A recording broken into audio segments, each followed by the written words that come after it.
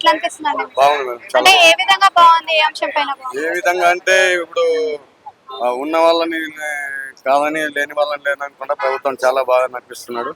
ఆ, మహిళలకు ఉచిత బస్సు కానీ, మహిళలకు రావాల్సిన అంటే ఈ ఉచిత నియామకాలు బస్సులు పెట్టిన కాడ నుంచి బియ్యం, ఉప్పు, నూనె ఈ అన్నిట్ల మీద రేట్లు పెరుగుకుంటూ అవుతున్నాయి కదా, మళ్ళీ అవి ప్రాబ్లం అనిపిస్తుంది పెరుగుతూ ఉంటాయి మేడం. అవి మన రాష్ట్రంలో కాదు, ఇతర రాష్ట్రాలు కూడా అలాగే పెరుగుతుంటాయి. ఉచిత బస్సు వల్ల అలాంటివి ఏం లేవు మేడం. మరి ఇదే విధంగా చూసుకున్నట్టయితే రైతు బంధు, రైతు బీమా, రైతు భరోసా లాంటి పథకాలు ఇస్తాను అని చెప్తున్నాడు. ఇంతకు ముందు చూస్తే కేసీఆర్ ఆనవాళ్ళు కనిపించకుండా చేస్తా అన్నాడు. రెండు మాటలు ఆయననే మాట్లాడుతున్నా. అసలు పథకాలు ఇస్తాడా, ఇయ్యడా? ఇస్తాడు మేడం. ఇస్తాడు. ఎప్పుడు ఇస్తాడు అంటారు? ఇంకా టైం మనకు తెలియదు మేడం. ఇస్తాను అనుకున్నాడు, కొద్దిగా వెయిట్ చేయాలి. అంటే ఇప్పుడు ఇచ్చిన దాంట్లో ఏవేవి పథకాలు మంచిగా అనిపిస్తున్నాయి మీకు? ఉచిత బస్సు ఒకటి ఉంది మేడం. ఇందిరమ్మ ఇల్లు.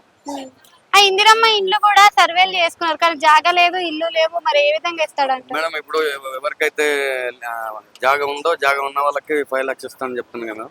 జాగా లేని వాళ్ళకి మళ్ళీ వేరే రూట్ లో ఇస్తానని చెప్తుంది. అంటే ఎక్కడ ఇవ్వగలుగుతాడు అంటారు? మేడం అన్ని జిల్లాలకు ఇస్తున్నాడు కదా మేడం, అన్ని జిల్లాలకు.